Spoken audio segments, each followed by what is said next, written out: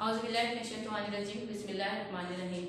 अस्सलाम वालेकुम स्टूडेंट, ये आपकी इस्लामियत की क्लास है।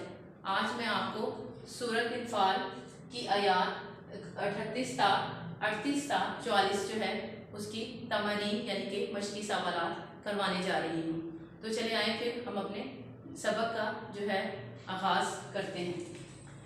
आज हमने पढ़ना है सूरत अनफाल की आयात 38 ता 44 अत-तमरीन यानी कि मशक़ी सवालात। उसमें सबसे पहले है सवाल नंबर 1। इस सबक में माले गनीमत की तक़सीम के बारे में क्या हुक्म दिया गया है।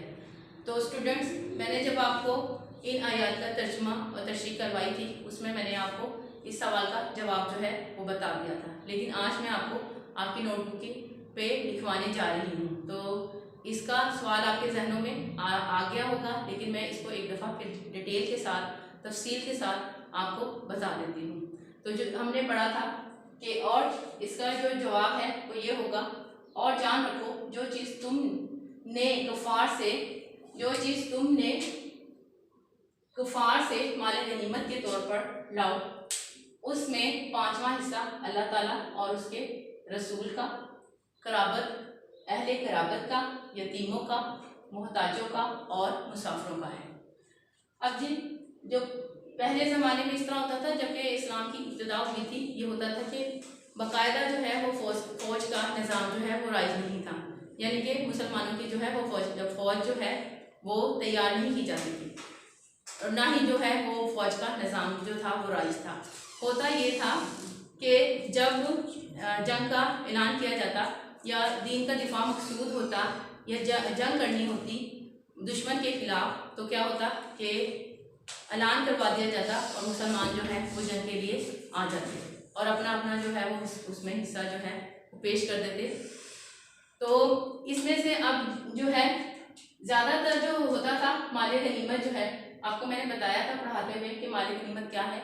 माले गनीमत वो माल है जो जंग के दौरान कुफार से मुसलमानों को हासिल होता है, यानी कि जंग के दौरान हासिल होने वाला साजो सामान। तो ठीक है, जब माल जो है हासिल हो गया हमें, जो माले गनीमत हासिल होता था, तो उसमें जो है 4 हिस्से जो होते थे वो मुजाहिदीन में तकसीम कर दिए जाते थे। जाहिर बात है कि जब वो जंग में शरीक होते थे तो उनकी हौसला अफजाई के लिए हुज़ूर सल्लल्लाहु अलैहि वसल्लम जो है 4 हिस्से जो हैं वो मुजाहिदीन को दे दिया करते थे।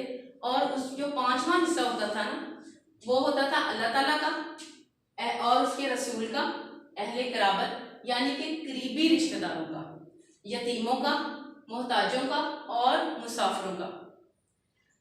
तो अब जो माले गनीमत जो है इस आयत में जो इस सबक में इस सवाल में तकसीम के बारे में क्या हुक्म दिया है अल्लाह ने, उसके बारे में हम पढ़ रहे हैं।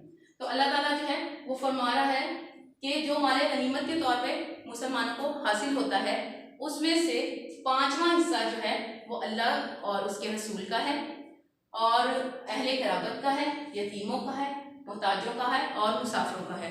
बाकी जो हिस्सा है वो मुजाहिदीन की हौसला अफजाई के लिए दे दिया जाएगा। तो अब हुज़ूर सल्लल्लाहु अलैहि वसल्लम क्या करते थे कि जो उनका हिस्सा होता था वो अपनी अज़वाजुल मुतहहारात पे खर्च करते थे, लेकिन हुज़ूर सल्लल्लाहु अलैहि वसल्लम जो हैं वो आलमी दो जहान थे, तो वो जो अपना हिस्सा था वो भी जो है मोहताजों को और करीबी रिश्तेदार जो थे, मोहताजों को, करीबी रिश्तेदारों को, यतीमों को जो है वो दे दिया करते थे। तो ठीक है स्टूडेंट, आपको इस सवाल की जो है वो समझ आ गई होगी कि किस तरीके से जो है अल्लाह ताला ने फरमाया कि सिर्फ 5वां हिस्सा जो है वो अल्लाह और उसके रसूल का है, करीबी रिश्तेदारों का है, यतीमों का है, मुहताजों का है और मुसाफिरों का है। बाकी हिस्सा जो है वो मुजाहिदीन के लिए है। आगे चलते हैं, क्वेश्चन नंबर 2 देखते हैं, सवाल नंबर 2 देखते हैं। उसमें है अल्लाह ताला ने ग़ज़वा बदर में मुसलमानों की कामयाबी के लिए ख़ुसूसी इनाम व एहसान का जिक्र फरमाया कि यानी कि अल्लाह ताला ने कौन कौन से ख़ुसूसी इनाम और एहसान किए मुसलमानों पे, जिसकी वजह से वो उनको ग़ज़वा बदर में कामयाबी हासिल हुई। हम सब जानते हैं कि मुसलमान जो है ग़ज़वा बदर में बहुत कम तादाद में थे कि उनकी तादाद सिर्फ 313 थी और कुफ़ार जो थे वो 1000 का लश्कर था। लेकिन पहले आयात में हमने पढ़ा था, सूरत अनफाल में ही पढ़ा था कि अल्लाह ताला ने काफ़ी दफ़ा मुसलमानों की मदद की, काफ़ी तरीक़ों से मदद की, जैसे फ़रिश्ते भेजे, फिर नींद जो है अल्लाह ताला ने मीठी नींद सुला दिया मुसलमानों को, वो फ्रेश हो गए, ताज़ा दम हो गए। तो यहाँ पर जो है, जो इस सबक में, इस सवाल में जो है खसूसी इनाम एहसान का जो जिक्र किया गया है, उसमें एक और अल्लाह ताला का इनाम ये भी था कि अल्लाह ताला ने क्या किया कि मुसलमानों को ख्वाब में जो है वो ये दिखा दिया कि कुफार जो है वो तुमसे कम तादाद में है, इसलिए तुम्हें किसी सूरत जो है वो डरने की ज़रूरत नहीं है। अगर तुम डरोगे तो अल्लाह ताला और उसके रसूल का जो हुक्म है वो किस तरह पूरा हो सकेगा। अल्लाह ताला तो यही चाहता था ना कि मुसलमान जो हैं वो फतह हासिल करें और हर तरीके से जो है वो कामयाब हो जाए। तो इसलिए अल्लाह ताला ने मुसलमानों को क्या किया, अब हम देखते हैं, इस सवाल का जवाब देखते हैं। सवाल है हमारे पास, सवाल नंबर 2, अल्लाह ताला ने गज़वा बदर में मुसलमानों की कामयाबी के लिए क्या खुसूसी इनाम और एहसान का जिक्र फरमाया है। तो इसका जवाब होगा, अल्लाह ताला ने मुसलमानों को जवाब में काफिरों को कम करके दिखाया। ख्वाब में काफिरों को कम करके दिखाया। कम दिखाने का मकसद ये था कि वो लोग जी ना छोड़ जाएं और जो काम दरपेश था उसमें झगड़ने ना लग जाएं, उनके हौसले पस्त ना हो जाएं। तो अल्लाह ताला ने मुसलमानों को काफिरों की तादाद ख्वाब में इसलिए कम करके दिखाई कि मुसलमानों के जो हौसले जो हैं वो पस्त ना हो जाए। इस सवाल में यह है ना कि वो लोग जी ना छोड़ जाए। जी छोड़ने का मतलब यह है कि उनके हौसले जो हैं वो पस्त ना हो जाए, वो डर ना जाए, खौफ में मुब्तला ना हो जाए और जो काम दरपेश था उसमें झगड़ने ना लग जाए। यानी कि अल्लाह ताला तो यही चाहता था ना कि कुफ्र और शिर्क का जो है वो खात्मा कर दे, उनका रोब दबदबा जो है वो कम किया जाए और मुसलमानों का रोब दबदबा जो है उसमें इजाफा किया जाए। तो यही काम दरपेश था कि अल्लाह ताला जो है मुसलमानों को फतह दे।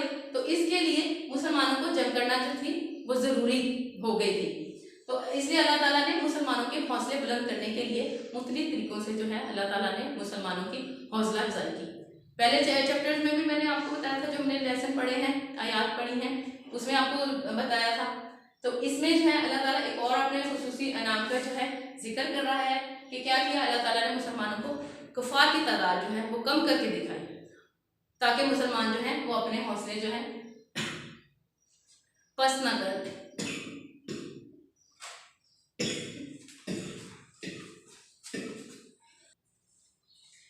तो आइए अब हम सवाल नंबर 3 देखते हैं। मुद्दत है आयत का मफहूम बयान करें। अब ये जो आयत दी गई है इसका हमने मफहूम बयान करना है। आयत है वकातिलुहुम हत्ता ला तकूना फितनातुन व यकून दीन कुल्लुहु लिल्लाह। तर्जुमा देखेंगे हम इसका। और उन लोगों से डरते रहो और उन लोगों से लड़ते रहो यहाँ तक फितना यानी कुफर का फसाद बाकी ना रहे और दीन सब अल्लाह का हो जाए। इस आयत मुबारका में जो है वो अल्लाह ताला ने मुसलमानों को कुफार के खिलाफ जो है जहाद जारी रखने का हुक्म दिया है। अब देखें जो कुफार है और उसका फसाद है वो सूरत में खत्म हो सकता है जबकि मुसलमान उनसे जंग करें, उनके खिलाफ जहाद का जो है वो ऐलान करें और उनके साथ जहाद करें। अब जहाँ इस आयत मुबारका में अल्लाह ताला मुसलमानों को कुफार के खिलाफ जहाद जारी रखने का हुक्म दे रहा है, तो इसके साथ साथ ये भी बताया जा रहा है कि इस हद तक आपने जहाद करना है कुफार को, यानी कि इस हद तक जहाद करना है कि कुफार जो है उसका कुफर भी बाकी ना रहे और काफिर जो है वो खुद भी बाकी ना रहे, उसका कुफर का फसाद जो है वो भी खत्म हो जाए और काफिर जो है वो भी खत्म हो जाए और इसके लिए और सब दीन जो है वो सिर्फ और सिर्फ अल्लाह का बाकी रह जाए। आइए जरा इसको एक दफा पढ़ लेते हैं। इस आयत मुबारका में अल्लाह ताला ने मुसलमानों को कुफार के खिलाफ जहाद जारी रखने का हुक्म दिया है, यहाँ तक कुफ्र और शिर्क खत्म हो जाए, दीन सब अल्लाह के लिए हो जाए। इसमें मुसलमानों को जहाद का इखलाकी मकसद बयान किया गया है, इसके सिवा किसी और मकसद के लिए जहाद करना जायज़ नहीं और ना अहले इल्म को ज़ेबा है। अब ये देखें जी, एक तो मकसद ये बयान किया गया कि अल्लाह ताला फरमा रहा है कि आपने उस वक्त तक जो है वो लड़ते रहना है कि उनका फसाद भी खत्म हो जाए, काफिर भी खत्म हो जाए और दीन जो है सिर्फ और सिर्फ अल्लाह का हुक्म रह जाए। लेकिन जो जहाद जो है वो मुसलमानों का जो है एक इखलाकी मकसद होना चाहिए। हमें सिर्फ और सिर्फ अगर जहाद करना है तो सिर्फ इस मकसद के लिए कि कुफ्र और शिर्क का जो है वो खात्मा हो जाए, अदरवाइज ठीक हो गया। तो स्टूडेंट ये आज का आपका सबक था, तो आपने इसको अच्छी तरह से याद करना है और अपने होमवर्क की कॉपीज पे भी लिखना है। बाद में ये आपका चेक होगा, ये आपके नोट्स बन रहे हैं और आपने लाजमी इसको लिखना है और याद भी करना है।